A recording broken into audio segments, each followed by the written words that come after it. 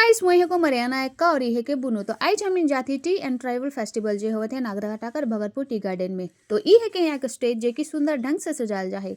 ई programme में बहुत सारा गेम जैसन की वॉलीबॉल, पासिंग बॉल, फुटबॉल वगैरह वगैरह राखल जाए।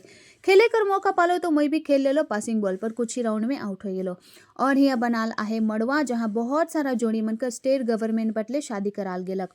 और ई है कहीं हम इनका सुखानी बस्तीकर आदरणीय पंचायत जी सुदामा उराव। प्रोग्राम इतना बड़का रहे कि सेफ्टी लागिन आइटम बम चेक करे के लिए एगो बिले के ड्यूटी में राखल रहे।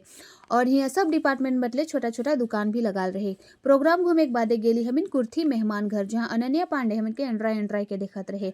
और मोय उमन के दुख भरी दास्ता सुनाते हुए कहलो कि देखा मोर गोड़ में सोरगा ढुक जाए। मोर बात से इमोशनल हो कि उमन मोके गिटार गिफ्ट कर लाई। और नितेश कच्छप कर माता हमिन ऊपरे उतर गेलक और हुए कीर्तन भजन शुरू कर देली। करीब 2 घंटा गिटार बजाए के बादे दले हमिन के फोफी खाजा।